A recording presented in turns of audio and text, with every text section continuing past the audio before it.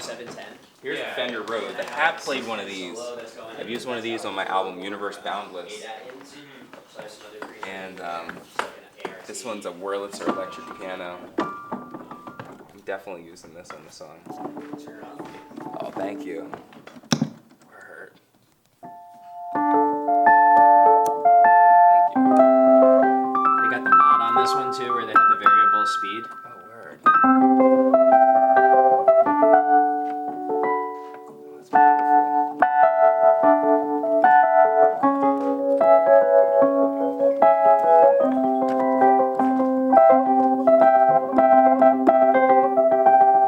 The feeling of these keys. Yeah, they're the best, dude. They really are. They're my favorite keyboards.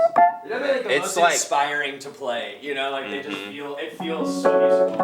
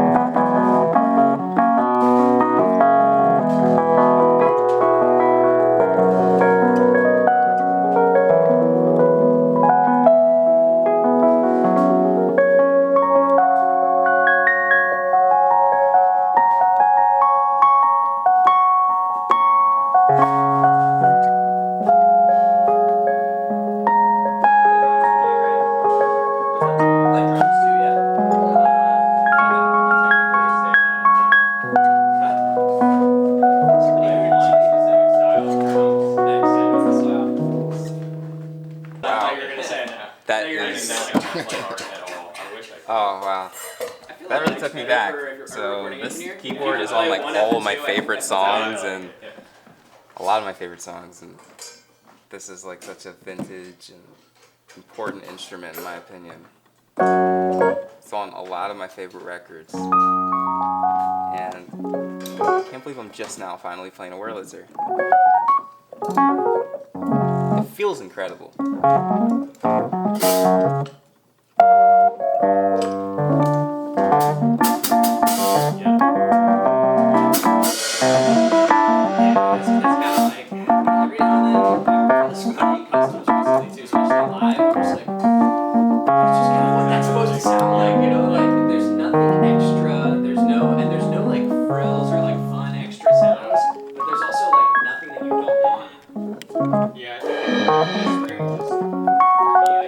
That thing is addictive. That feels so nice.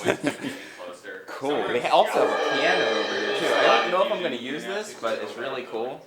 Here's the Hammond, as well as the Leslie. The cool thing about the Leslie speakers, you can also run a guitar through it, and I'm really excited to potentially do that.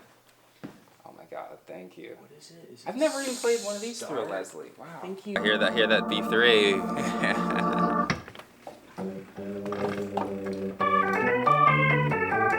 Hey! It's a Farfisa, but yeah. Wonderful. Which we also have. Oh, it is They a also Farfisa. have- Oh, no, on the record. okay. Like that, like Ray Manzarek played a Farfisa. I didn't know that. Oh wow. So I saw this in here, and this kind of reminded me of a Farfisa organ. I think that is a Farfisa. Okay. That the compact. compact. Yeah. Yep. The combo. Yeah, Compact. Yeah. Because they also have the Farfisa Compact Duo, which is sort of designed like this. Right, the double manual version. Yeah. And that's what Rick Wright played from Pink Floyd, and I love it so He much. plays some B3 on some stuff too. Yep, he does, for sure. I mean, predominantly on like Dark Side of Moon. I think he like outgrew the Farfisa after like 71-ish. Yeah, organs and shit. This is really, really cool. Okay. I gotta try this out. I'm just picking some. We're just picking flavors right now, Okay. like symbols and stuff. I'm kind of just picking some things that I think would be cool based on the track and based on the things we talked about. I appreciate Definitely thinking that keeping that sort of like we were talking about Richard Wright and you know Nick Mason, like those sorts of. That's why I reached for the left. I really too. trust your judgment with Cool, it. I think cool. that like the whole kit so far looks incredible. Abbey Road kind of mic. They're ribbon, so they're figure 8. So they're picking up from the back and the front, but they just have a really smooth top end to them. And transients sound really smooth on them, which is nice. Sometimes with overheads, you want to balance out. You have mics 2 inches away from the shells, which is just all transient information. So having a mic that complements that is really sweet. And it smooths cymbals out really nice too. Sometimes you're bashing cymbals into a pair of sweet large diaphragm condensers that have so much top end, and it's just right through you. So it's nice to have like a darker control, and you can brighten them up really nice with EQ, and they take it well. That's wonderful. And we have a little, show you this, drum cloud too. As I mentioned, they pick up from the back. Yeah, this So is if this you're is- playing- This is one of the coolest things ever. If you're playing a little quieter, like because they're picking up the back, they're gonna hear a lot of the ceiling reflection stuff. And it is a pretty well tuned room. We have clouds That's up, the drum but- cloud. So if you want to tighten up the sound a little bit, Whoa! Yo, that is so cool. Man. somewhere like that, you don't want to over muffle your. Yeah, choke I it think too we'll much, probably but- end up being somewhere in between too. For Like sure. I think like somewhere in like we would probably want a little room, but probably we probably will utilize it. I would, I think it would be worth a try. Yeah, I've never even been this in is probably a great. house with this, or a studio with this. Yeah, it's crazy. If we wanted to mimic the sound of my basement, we'll have to put it all the way down. Oh, this is so fun. I have done a recording in here before where like we ended up doing like all the way down, and I think you were engineering. We did like baffles. Yeah, but I was the nice playing thing congas across the space too. if you toss, like I always, if you're doing a whole record, you want flexibility. Like you want the option of tightening up your drumming and getting softer, and not being at the mercy of the room sometimes. Yeah, true. So it's nice to have that option, and you can always toss room mics in and bring in some of the flavor as needed. Totally, I love blending in stuff. It's always nice to have a lot of mics set up, and And then use 2 of them. Yeah. right, use 2 of them, You can or always maybe turn you're them like, off. oh, for this Yeah. part of the song, let me like Yeah, I like put that on too, the room mics too, and Yeah. add like an extra effect, put in Yeah. the left pan or something, you know. We were talking about gating before too, and there's some cool things recently that I got hit to with gating. Even just like gating a particular mic so that it only opens up when the snare happens on the bridge or something. So it's like on the bridge, all of a sudden you have a new snare sound, but it's coming from a room mic that's gated to only open when the snare is being hit. That's really dope. Yeah. I love details like that. There's also it's the same thing you said too, just in a different concept, right? But it's like you're just adding dimension to the drums that you like kind of saved. You recorded it, but then you just saved it for this particular moment, you know. Exactly. You know? A lot of the songs on the ride, right? A lot of it's like kind of.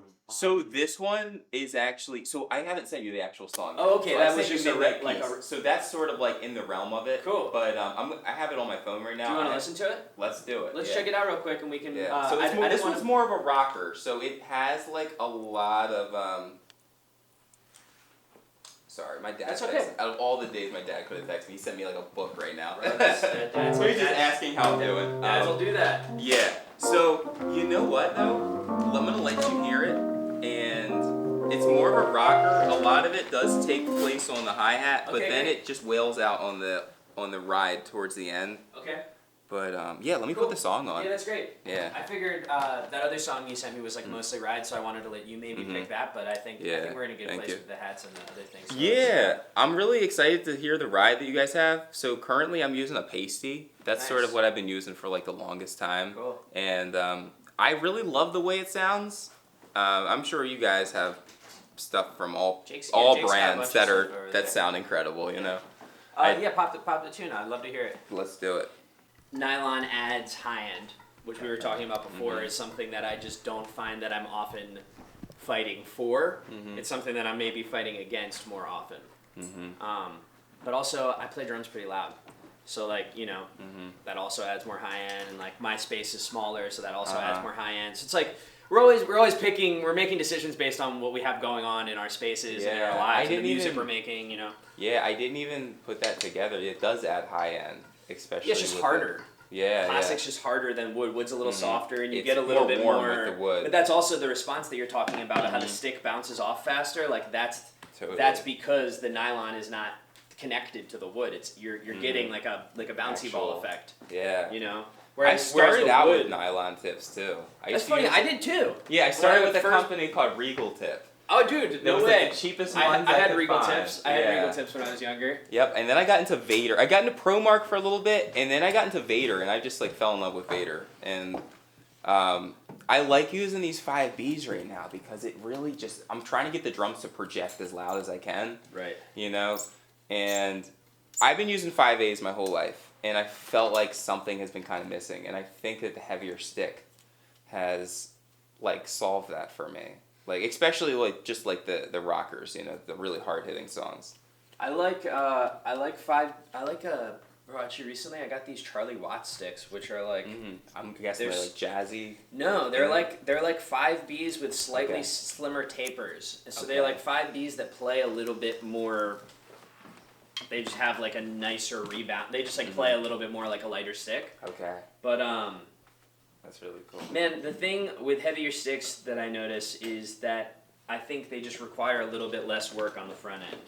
And that's the thing is like, you're just moving more weight, you know? So it's like the stick can do a little more work. You know what? And you really hear the drums more too.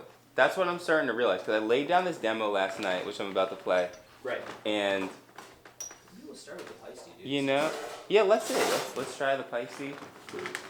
I think mine's like an 18 or a 20. It's a 20 medium. Okay. Nice. And I love the giant tom. Could always be bigger. We can always go bigger.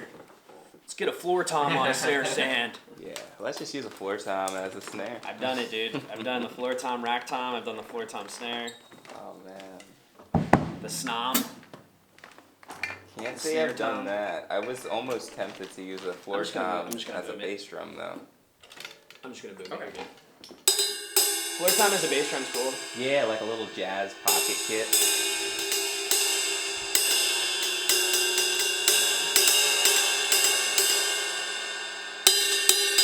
That's a little bright.